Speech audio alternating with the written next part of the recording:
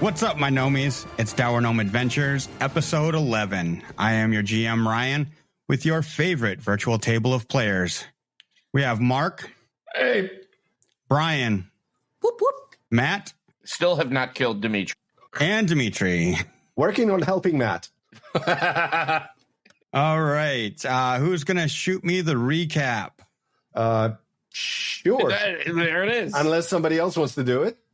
Huh? Okay, all right. Last time, I think we started in the middle of a combat against shape-shifting slug dogs.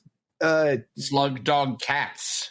Well, they pretended to be regular cats, but then they shape-shifted into slug dogs when slain.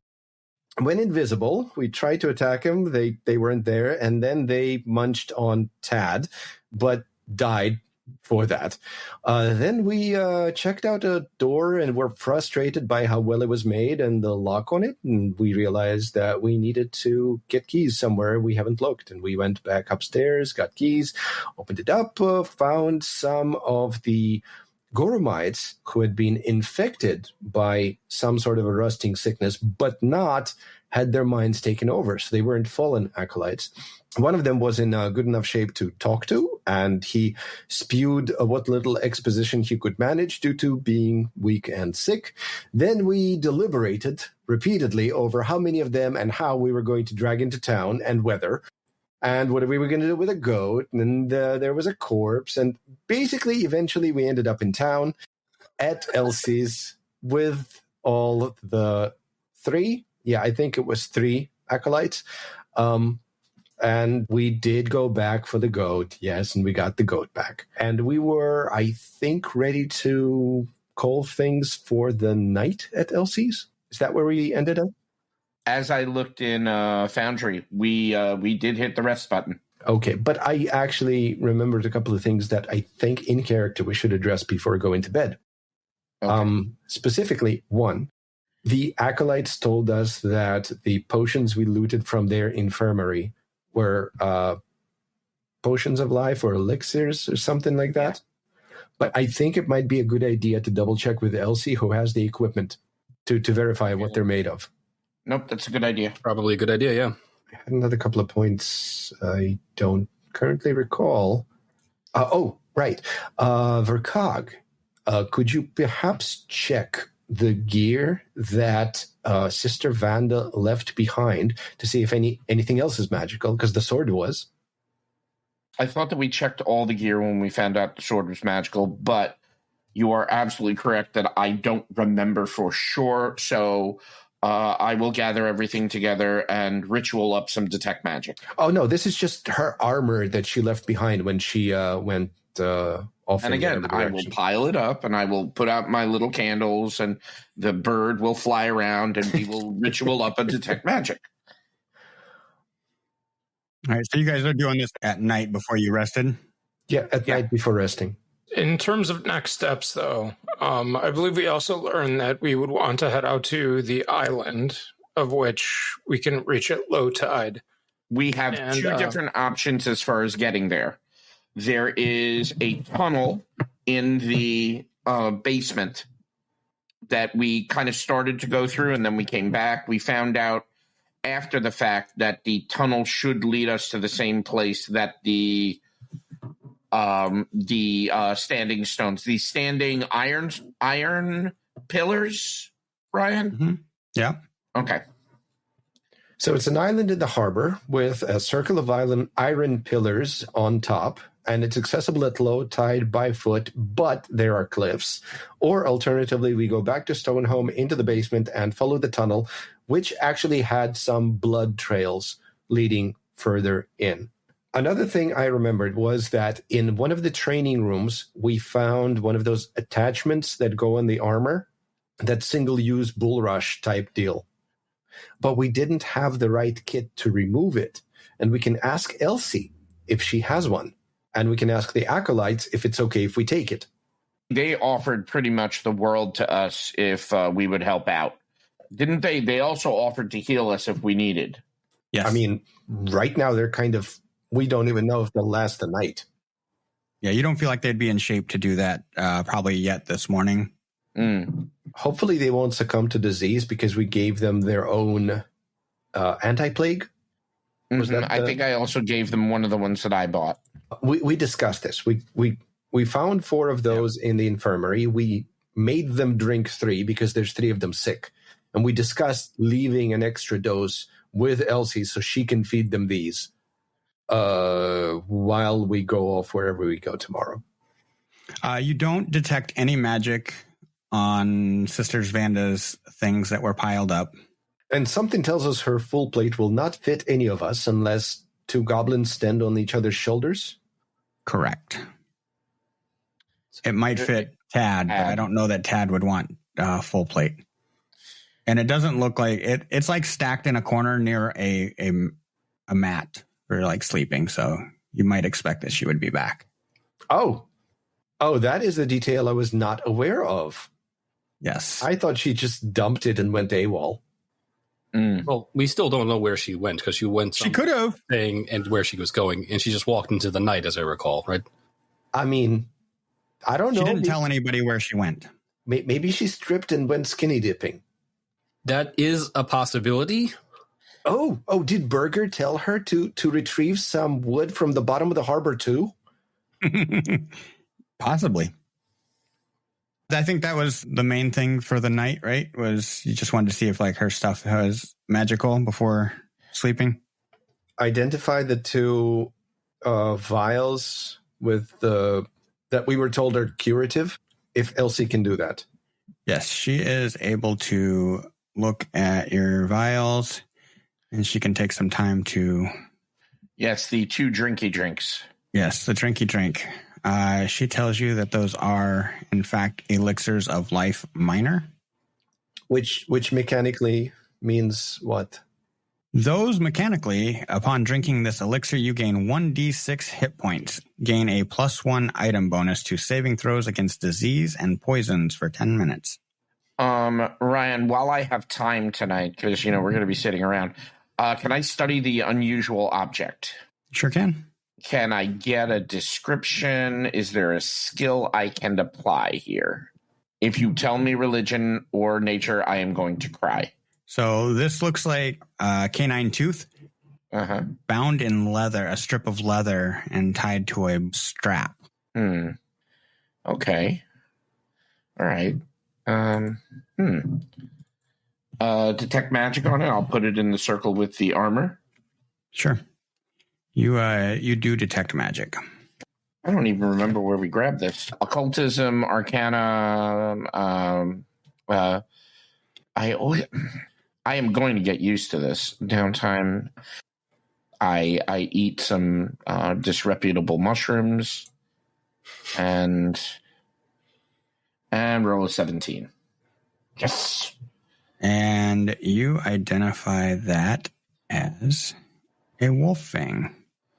This wolf canine is bound in a strip of leather and tied to a strap of a suit of armor. When you activate the fang, you deal bludgeoning damage equal to your strength modifier to the target of your trip.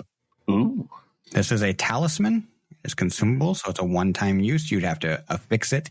The trigger is when you successfully trip a foe. Okay.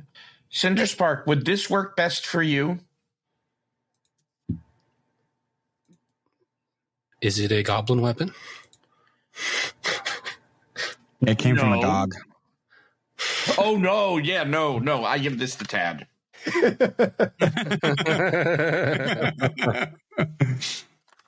So this seems like the same kind of thing that they had on the training dummy. The talisman's attached to an armor and a single consumable. Mm-hmm. But that one was for bull rushes, and this is for trips. Yep. Yeah. And if nobody's going to do bull rushes, then we don't even have to bother trying to detach that from the training dummy, because what's the point? We have 4 doses of giant centipede venom. I'm simply unsure in PF2 how one applies. You just apply poison. Okay. It's to your weapon and use it. It's, I got to tell you, the saving throw for this is DC 17. Mm-hmm. This is we're not talking to the GM. You stay out of this conversation. Okay. Let me go to my corner.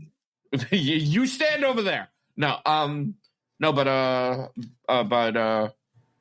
guys, this looks like it might really be useful for us. What's it do? Okay. Activate 2 actions to apply it. If you hit somebody, DC 17 Fortitude, stage 1 is 1d6 poison damage. Stage 2 is 1d8 poison and off guard for a round. Stage 3 is d12 clumsy and off guard. So if they critically fail, they take 2 stages. Am I remembering that right? Yep. Okay. I think that. So the way poisons work, so if you fail your fortitude save, you go to stage 1. On your next turn, if you fail again, you go to stage 2. And then on your next turn, if you fail, you go to stage 3. If you critically fail, you go up 2 stages. If you critically succeed, you go down 2 stages. If you just succeed, you go down 1 stage. This one only has 3 stages. Some have 4. It lasts a maximum of 6 rounds. So you would save against it 6 times, essentially. Oh, so even if you successfully save the first time, you have to keep trying for 6 rounds? No. Once you get it down to below stage 1, you're fine. Oh, okay. It's just after 6 rounds, it just goes away. Right. But I'm more concerned about poisons being used against Bob in the future. So I'm like, I'm sure there are plenty of weirdly effective things you would like to poison Bob with. Oh, I want to poison everybody. Thanks. I have no idea what you could possibly be referring to there, Cinderspark.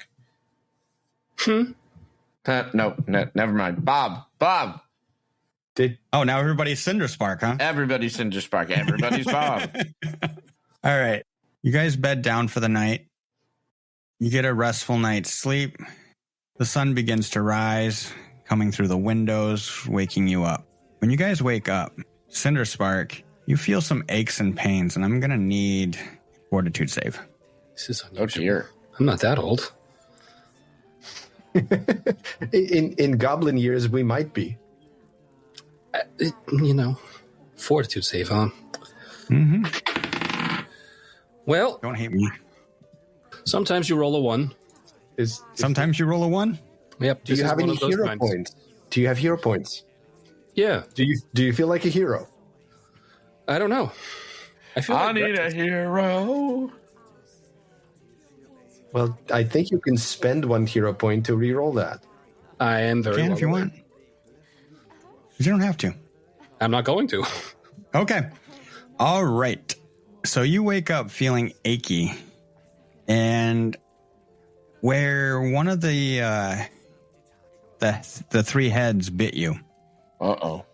You notice like your scar is like aching, and it seems a little discolored, maybe brownish or reddish. It's hard to tell against the backdrop of your green skin. Excuse me, my skin is gray. Gray skin. And you are going to take a -1 status penalty to all athletic checks. Eee. Well, I'm glad today is not the day of your cheerleading competition.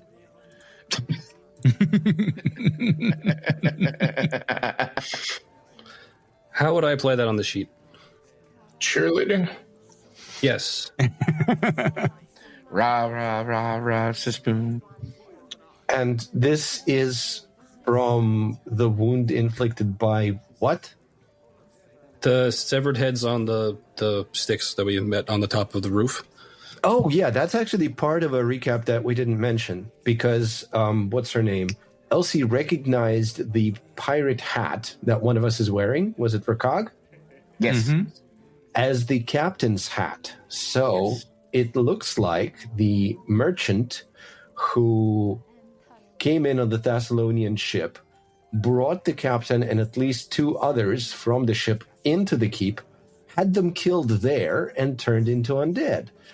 We probably should go and talk to the Thessalonians on the boat and tell them Verkag is the new captain. It's true. No, look at me. Look at me. I'm the captain now. And the best part is, you speak Thessalonian. You can tell them yourself. I do. In any case, since I wake up this way, can somebody take a look at this, please? This doesn't feel great. Does this look infected? Somebody give me a medicine check. Historically, these have gone well for this party. Are you going to take out your dog slicer first?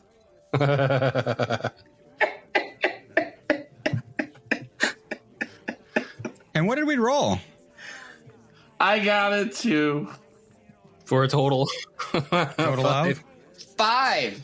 Well, no, hold on. Remember, we have a kit that does +1. That's a 6. 6.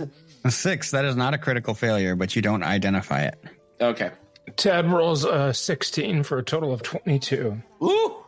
16 for a 22. That is enough to identify this as rust creep. Oh, I don't like that. What does it do? Rust creep is a rare disease. Ryan, did you give me tetanus? No, tetanus is a separate disease. Those afflicted by rust creep develop uncomfortable rust-colored bruises on their flesh and endure full body aches like those one might experience after a long workout. As the affliction progresses, their bodies, as well as the clothing and items they wear or carry, increasingly break down until a painful death occurs. Sweet. No. The other thing. Not sweet? Not sweet. Umami? It's kind of like rhabdo. Yes. So Tad explains kind of what you have and tells the broader group that I can attempt to treat the disease, but it takes a full day, effectively 8 hours. Hold on. Question. The other guys, do they have the same sickness or a different one? The acolytes. I would say you recognize them as very similar. This one, they are probably stage 4 and 5. But of the same disease? Yeah. Okay. And do they look any better than yesterday? Because we did give them the anti-plagues. Slightly better, yes. The one that was unconscious is now conscious, and the other 2 still seem to be suffering, but not as bad. Because yesterday only one of them was conscious. Two of the 3 were conscious. Yeah. There was a 4th one that was dead. Oh, well, yeah, that's kind of final. Yep. So he doesn't look any better, but you wouldn't know that because you're not in the dungeon with him. Yes, that is correct, but your phrasing is awkward and is making me want to go check on him. He doesn't look any worse, but he doesn't look any better. It's Schrodinger's disease. Schrodinger's corpse. No, that's not how that works. Yes, it is. It's totally how it works. That is my goblin understanding. Right. I think we need to lock him in the trunk of a cart. So as you guys are, as Verkag and Tad are attending to Cinderspark, you notice that Sister Vanda rises up from a bed. Oh, so she did come back. And she says, yeah, you guys were sound asleep when I came in. I don't remember if she got bit by the flying heads. You don't see any wounds on her. She's not wearing her armor.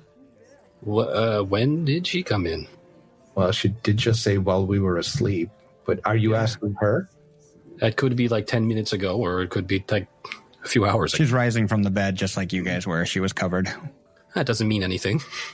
You did not hear her come in. I am a heavy sleeper. Although generally a night person.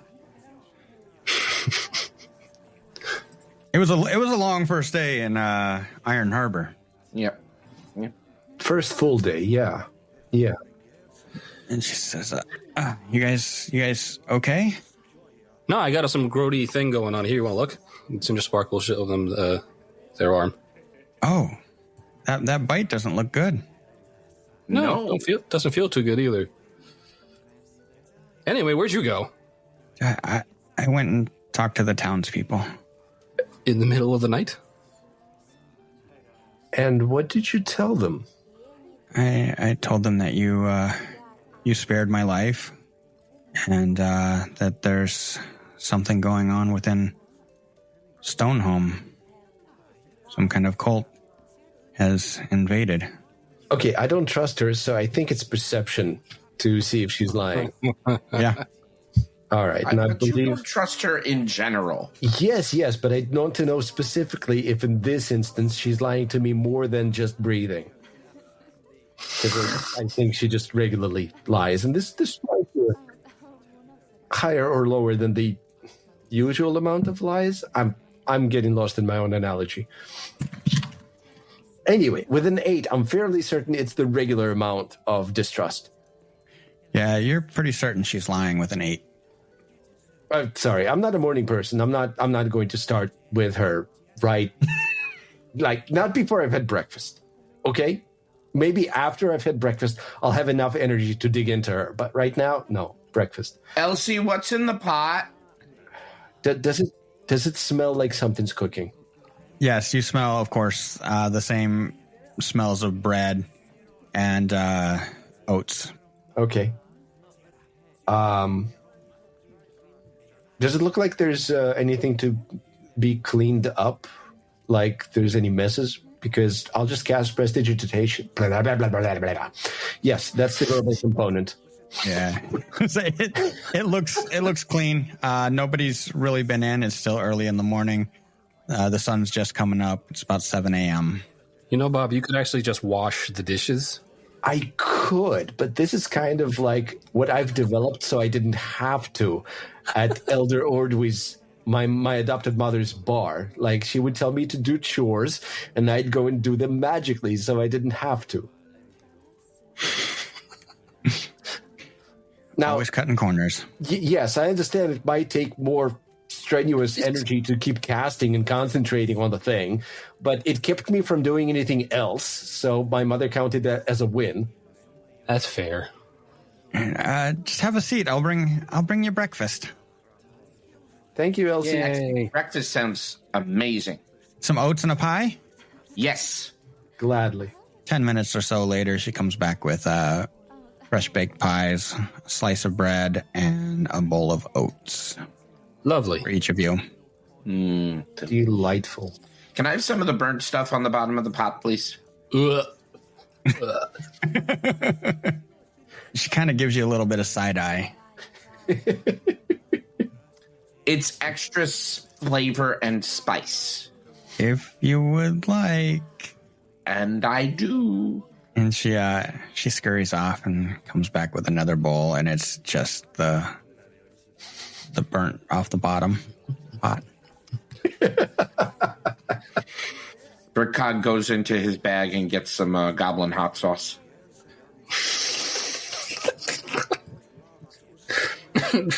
I'm almost afraid to ask. If you'd like to speculate about what Goblin hot sauce is, sure, go on.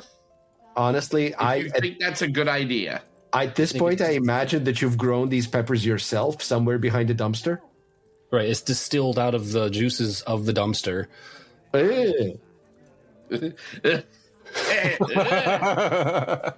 I think I recall now that at some point you tried to upsell Elder Ordwy on serving that at the bar. And we had nobody come into the bar for a night, which was an unusual occurrence. Like, everyone decided to stay home instead after trying that. So, yeah. But they tried it. And they never tried it again. Win. And while you guys are eating breakfast, a group of townsfolk come in. One excited says, "Oh, you're here. I was worried we'd miss you." Where would we be? You told us this is the only place in town where we could sleep. I'm sorry, who are you? Who are you? Why are you looking for us? And she looks over, young woman, she looks over at Sister Vanda and she says, with a kind of a glance, "Sister Vanda told us that you rescued her and Trigvi. You helped get Trigvi out." Yes. Sure, let's go with that version. Spark. She said there was a horrible... Come, sit down, hold in breakfast, there. Because until I've had breakfast, I'm not talking to anybody. Please sit down. There's a time where Bob's not talking to people? It's when Bob is eating. He was taught proper manners, unlike the two of you. Taught them, but does not follow. Well, exactly. When it's convenient. I exercise judgment, which is poor. So once I've finished my breakfast, and they have no doubt anxiously just sat and stood there staring at me, I go, all right, so, first of all, I want to make sure you understand that we are here from Osprey Cove. I understand that in the past that there have been strained relations between our settlements, but we are here of no ill will. We wish you only the very best, and we wish a continued well-being of both of our communities. Second, the reason we arrived here is because one of the Goromites ended up at our settlement. He was apparently sick with something, and when we came here to find out what was going on, Sister Vanda was actually deceiving us about that. She lured... Yeah. The one who ended up at Osprey Cove was Brother Blanton. Oh, thank you. Yes. In case you knew him. Unfortunately, he passed away from the disease and his wounds, so it seems he was attacked in an attempt to escape. I'm helpful. Yes, you are. Thank you very much. I don't always remember the details. Thank you, Vercog. Thank you. And the Harbinger. Thank you, Harbinger of the Void.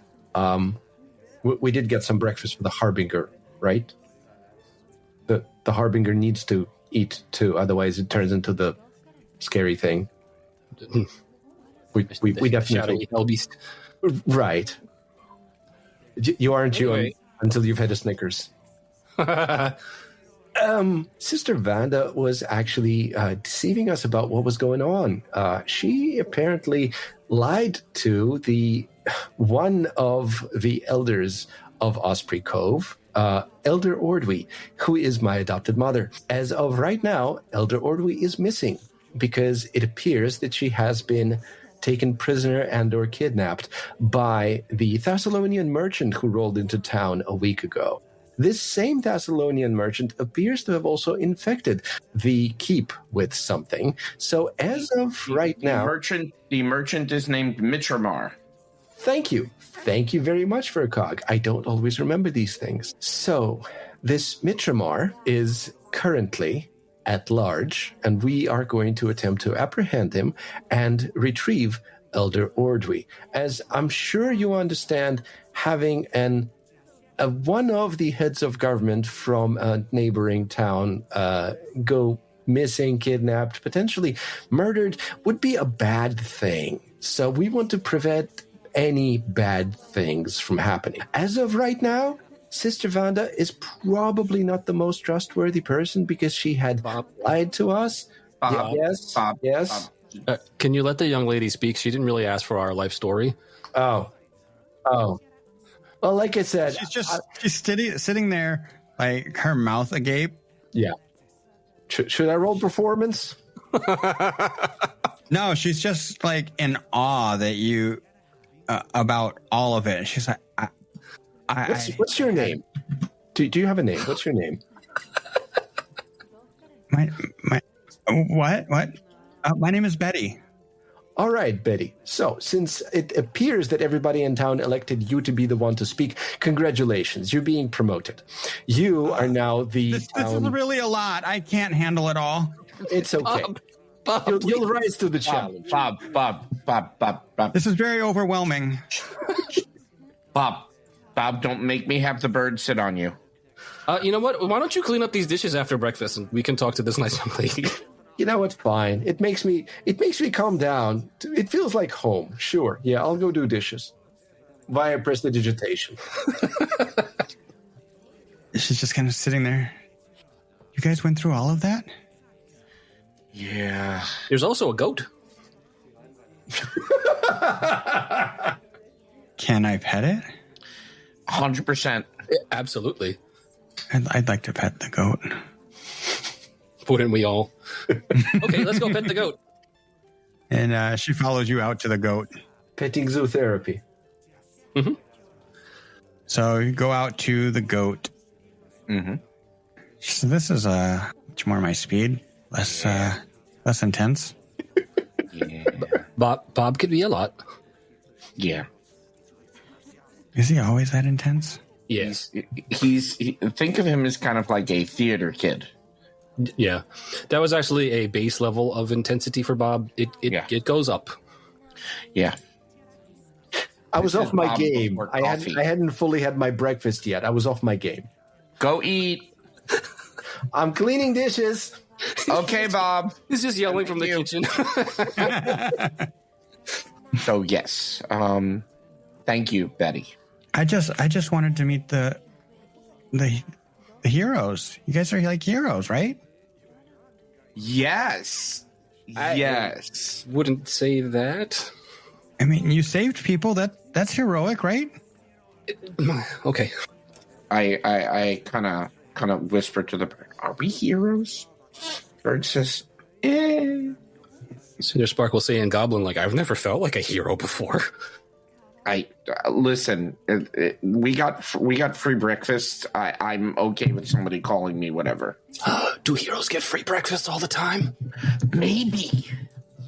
This is fantastic. I just go with it for now, at least. Yeah. Switching back to common. Yes, we are in fact heroes. Yes. Real big heroes. I am staring daggers at Sister Vanda while doing dishes. Oh my god. Sister Vanda can dry the dishes. You can have a bonding experience in the kitchen. I have zero desire to be bonded to Sister Vanda. And I have all of the desire to make that awkward situation happen. Though, actually, yes, putting her on a leash and dragging her with us is probably the only way Bob can trust her. Because who knows what she'll get up to. You know, if she's whatever you're into, Bob. If you want to leash Sister Vanda, that's up to you, but maybe not while we're adventuring, okay? Yeah, I've walked right into that phrasing. You really did, yeah. How's Tad responding to all of this? Realizing that there's a disease now on one of your goblins, and Whoa! What is this being called shit? And you're being called heroes now. Ted's recommending that we stay back for a day so that he can attempt to treat disease. It would take 8 hours, but it would give Cinder Spark a better chance to roll against it. I'm going to have to decline that because we still have to rescue Ordwy. Is there anything you guys want to do while you're back in town? Other than pet the goat? To Tad's point, is there anybody in town who can do that while we are gone? Is there anybody who's capable of providing long-term care with their medicine skill? Not at the very moment. The 3 that you think would be willing to help you are still incapacitated. So giving them another dose of anti-plague is probably the good call at this point? Yeah, Elsie's already taken care of that, she says. Oh. Then the 4th anti-plague we got from their infirmary can be given to Cinder Spark, because if I remember right, those things last 24 hours? Yep. So he could take it anytime today and then on their next save. Sure does. So hopefully that alleviates some of the concern of long-term care. And it does seem like there's a sizable gap between what Cinder Spark is currently experiencing and where the acolytes are. So it's not like Cinder Spark's going to keel over tomorrow morning.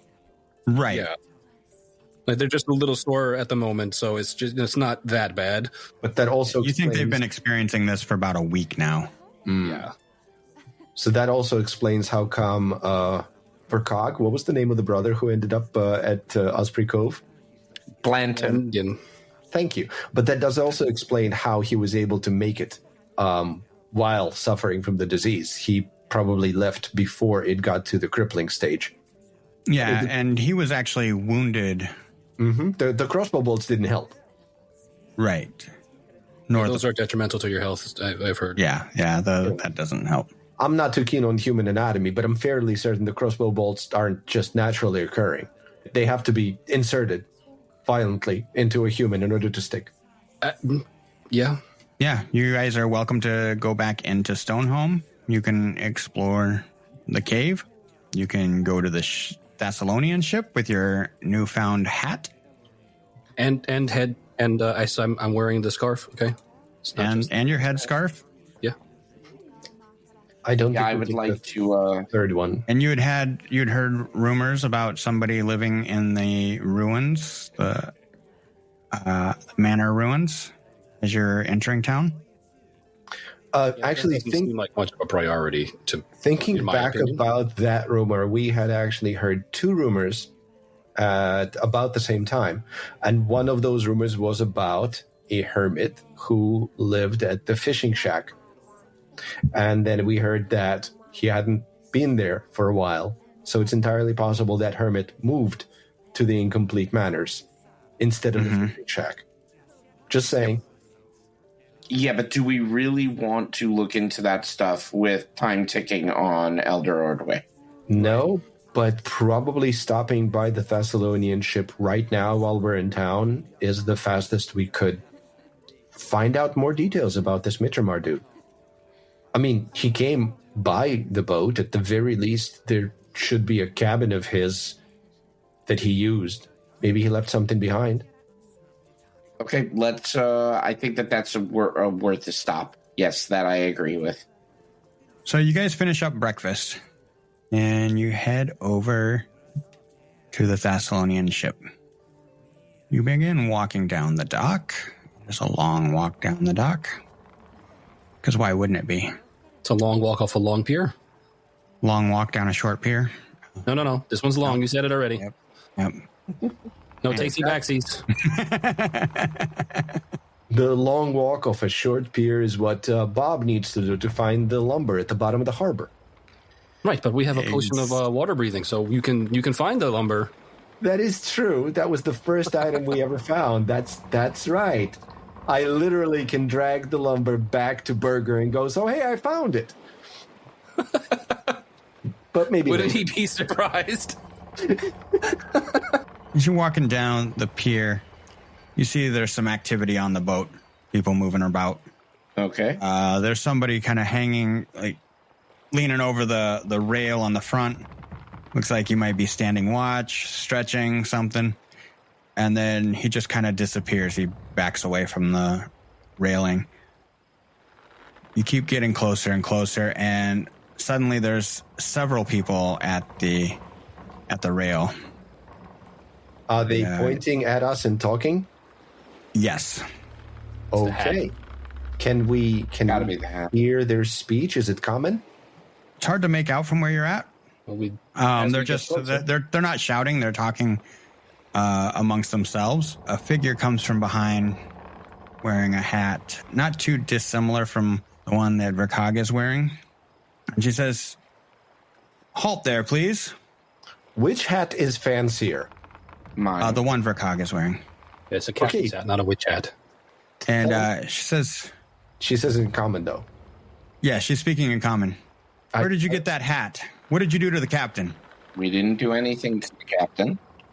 Okay, I turn to Verkog, and in Goblin I say, your hat is fancier. Tell her to halt. I think we might want to be a little bit more diplomatic about this. Fine, have it your way. Speak up. I can't hear you. Hello, we mean you no harm. What happened to the captain? I'm fairly certain he was dead before we found him. Bob. Well, I think Mitrimar turned What did you do to the captain? I think Mitrimar turned him into undead. We investigated inside Stonehome, and unfortunately,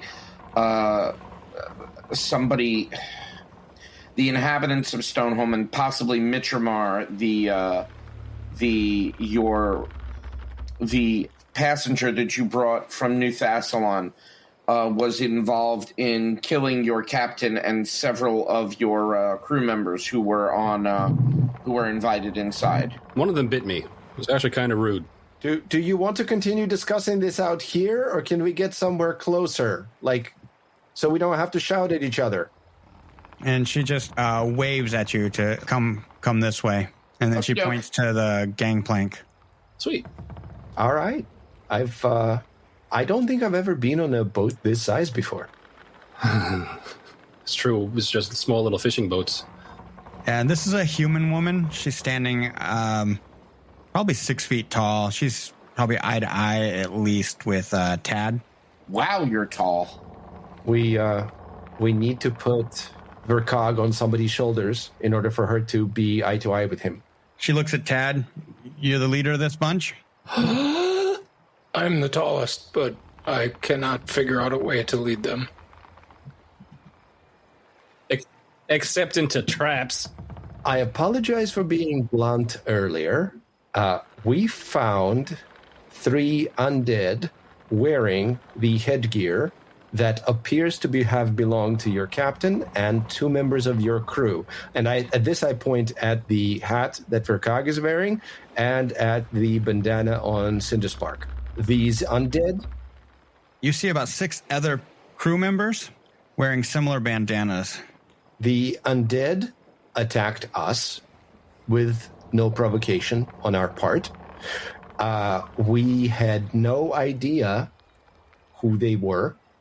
When we came into town, we were told that the hat looked like it was on one of the people who left your ship and went into Stonehome with Mitrimar. That is why we decided to approach your boat. I am sorry, but it appears that the crew members who went to Stonehome are dead, and that is why I was saying that we believe Mitrimar turned them into undead. Or somebody else in Stonehome. Yeah, we don't really know. Sorry. You can have the hat back. I would like to keep the bandana if you don't mind. She's like biting her lip, trying to decide if your story is believable. Well, our next step, just so you know, is going to be to hunt down Mitrimar because he has kidnapped my adopted mother, an elder of the Osprey Cove, a settlement a little further down the coast where we come from. We believe that she was lured into Stonehome under false pretenses, much like your captain, and while your captain had been already killed, she might be the next one in Mitrimar's design. So we would like to stop her murder, so we will be going after Mitrimar as soon as we leave here, I believe. Would you like us to bring him to justice? Yes. She sighs really heavily, and I'm really sorry to bring you the news this way. And she looks at the rest of the crew, and she says, "Get ready to depart. We're leaving in the morning." Says, "Well, thank you for bringing me the news."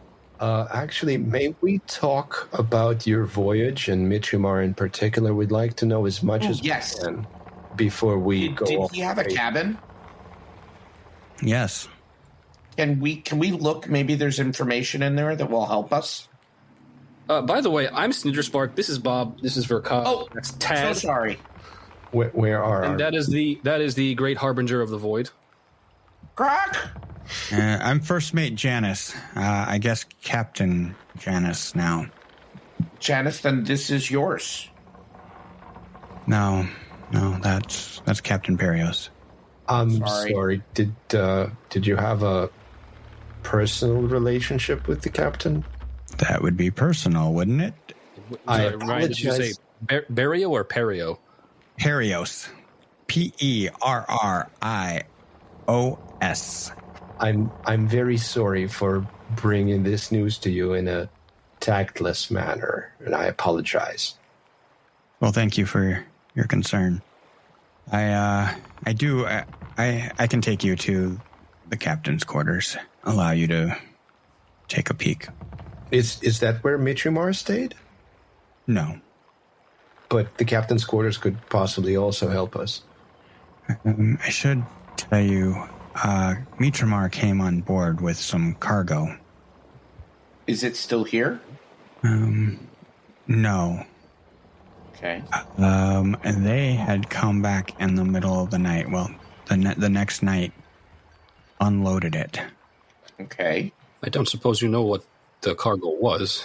I didn't see the cargo, and she points to one of the deckhands. He saw it. Hi. And may we speak to your crew? Sure. Thank you. But yes, going into the captain's quarters, maybe there was some sort of a record. Yeah. Did it seem like the late captain do things that were out of the ordinary? Like he was behaving in a fashion that you didn't expect around Mitrimar?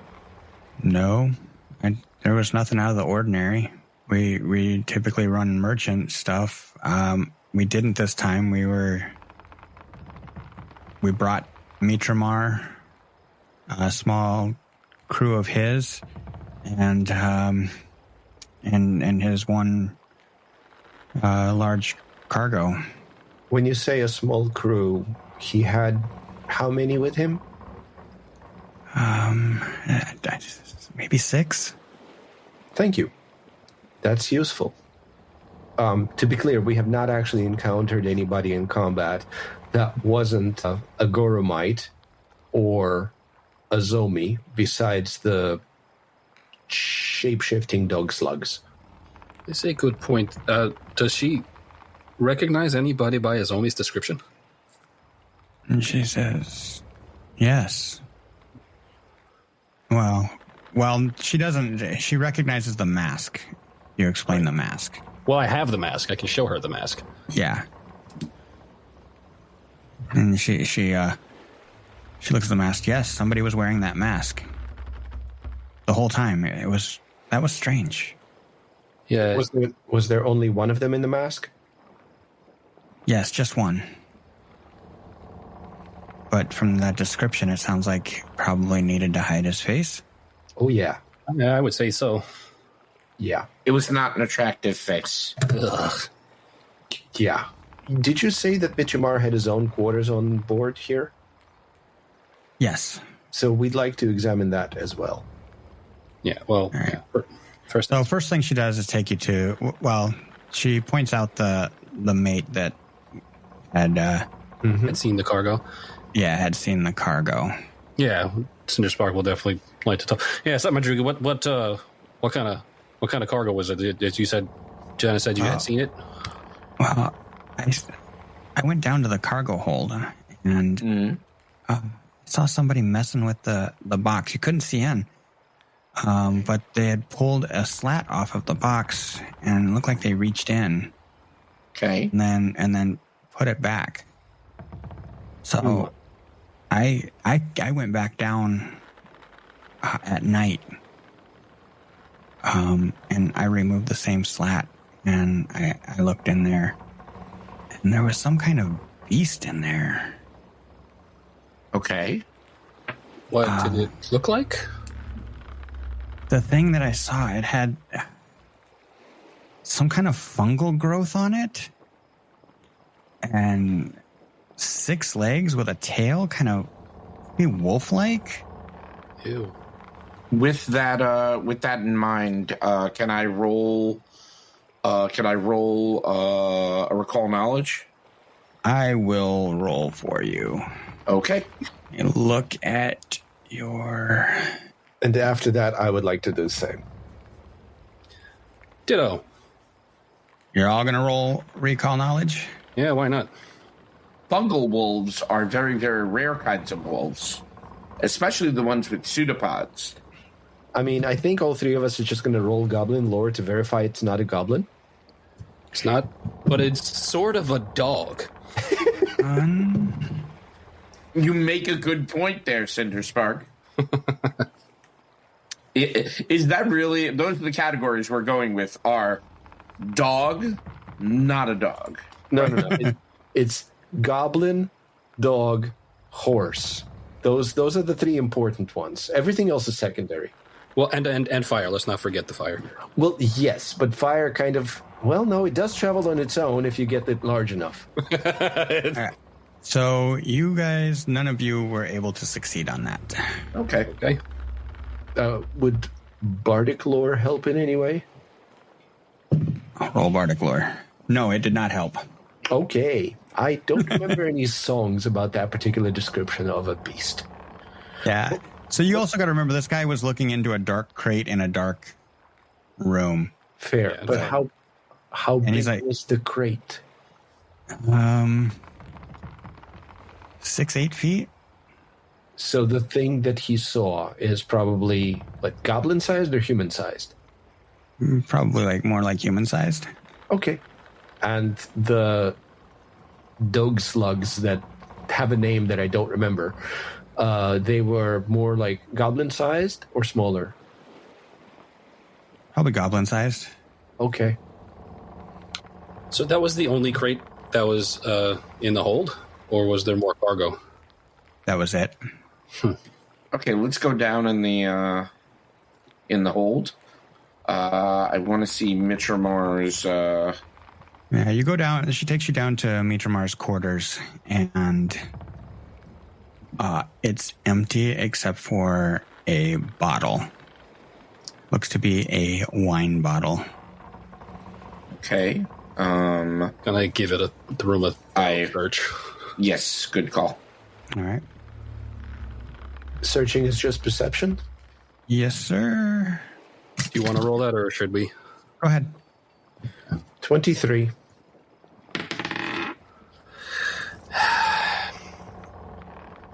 Seven.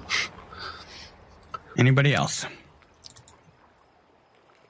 All right. With a 23, you find that bottle of wine and tucked away a small pouch.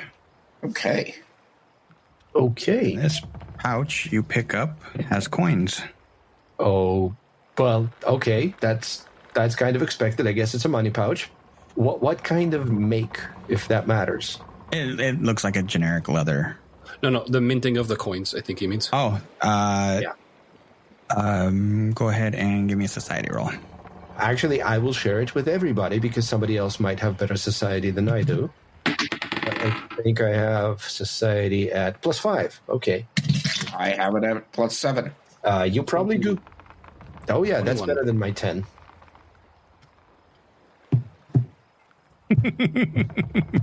Rakag, what'd you roll? I don't want to talk about it. just get those numbers out now. You say that, but the dice have no memory. Yeah. Or do they? Anyway, 21. 21. All right, with a 21, you are able to identify those as Taldane. Oh, okay. How boring. As well as, I'm going to tell you also with that roll, that the bottle of wine is a Taldane bubble wine known as Harpenden. Is there any left? It is corked still.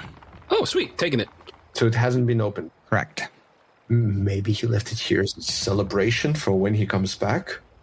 Or maybe it's a trap. I'll check it for traps, so I'll uncork it and drink some. No!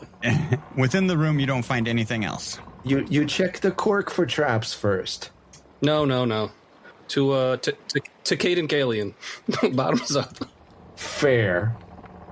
Caden would do that, yeah. You don't leave booze. It's true. No booze left behind. I guess later we'll find out how expensive this little celebration is going to be. Please, I'm checking it for traps. This is part of the process. And we're checking the captain's quarters as well while we're here. The captain's quarters are up. Well, we'll go there next. Okay. Yes. Yep. All right. So you go up to she takes you up to the captain's quarters. She says, go ahead and take a look. I haven't been in here. So perception or search? Yep. What does the captain's quarters actually look like? Yes, please. Yeah. So you see a desk in the middle of the room, kind of facing the door, with a fancy chair. Off in the corner behind curtains is a bed with a footlocker. There are drapes covering the windows, and that's about it. Okay. Well, Cinderspark would like to focus on searching the desk. Okay. I am poking around the entire room. Say 16.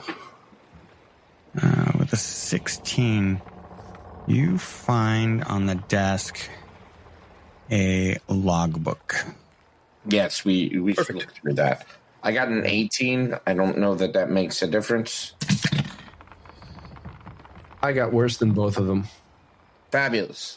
All right. So, Vercog, you make your way over to the captain's footlocker, and you find some navigational logs. Mm-hmm. And as you take a look at it, it looks like there's some notes written in Thessalonian. Good thing I can read Thessalonian. Same. All right. I say, hey, Bob. What? I was distracted by the curtains. It's okay, you can continue, but I also have some stuff to look at in Thessalonian. Oh, Thessalonian, yes. Cinderspark, you should look away. You know, this is anathema. It's words on paper. I can't read. And what is Tad doing while everybody's searching the room? Tad's taking a look at the room as well, but he rolled an 11 total, so he's coming up empty. We are goblin searching the room. Mm-hmm. She's like, be careful, you don't have to toss the room. Oh, shoot, sorry. I was careful with the curtains. I was just petting them. I rolled a 13. Didn't exactly find anything of importance. Well, I found a bed behind the curtains, so that counts for something. Please, it's a bunk. Excuse me, it's not just a bed. I don't know. I've never been to a captain's quarters before. Someone doesn't have sailing lore.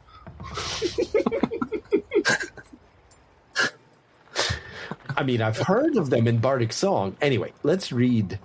So what you find with the navigational logs, the Swordfish is actually a mercenary ship that traditionally hires out to Thessalonian nobility. It is not, in fact, a merchant ship. Mm. Bum, bum, So bum. the Swordfish being the name of this ship, since we weren't actually given that information. Yes, this is the Swordfish. Be on the lookout for John Travolta. So like, instead of the name of the fish... half-naked, what's her name? Halle Berry. Mm-hmm. Thank you. Thank her. Yes, let us take a moment to appreciate half-naked Halle Berry. Mm-hmm. So anyway, this ship, instead of the name of it, do they just nail a swordfish to the side? No, it's on the back, but you guys didn't walk around to the back of the ship. Does the ship have a figurehead? Like, you got to give me more information here. I'm like, you got to talk to me about the ship. The ship looks to be more of a large merchant ship, probably 70 feet long. Specifically, the figurehead of the ship. Like, is it carved out? Does it look like anything in particular? Like, come on. Is it a swordfish? It should. Yes, it is a swordfish. It is two swordfish. Ooh. Look like they are rising up out of the water. Ooh. So this is a two fish. So we should also be on the lookout for one fish, and a red fish, and a blue fish. Yes. Well, maybe the two swordfish are colored. You know, red for port, blue for starboard. While you're looking out for bluefish, we will find out what happens next week. Oh.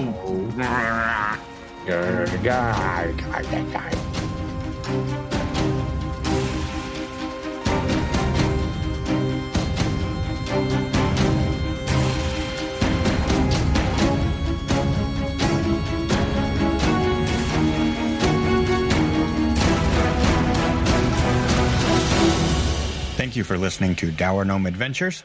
If you enjoyed our show, check out our website, dourgnomeproductions.com, for links to our social media and Discord community. Also, don't forget to leave us a review on your podcast app of choice and share us with your friends who might enjoy our show. New episodes drop every Monday. Dour Gnome Productions uses trademarks and or copyrights owned by Paizo Inc., used under Paizo's community use policy. We are expressly prohibited from charging you to use or access this content. Dour Gnome Productions is not published, endorsed, or specifically approved by Paizo. For more information about Paizo Inc. and Paizo products, visit paizo.com. We are playing through the Pathfinder adventure Rusthenge by Vanessa Hoskins. Music and sound effects for this podcast by Michael Ghelfi Studios, Filip Melvin, and Kevin MacLeod. Dour Gnome Adventures is the property of Dour Gnome Productions.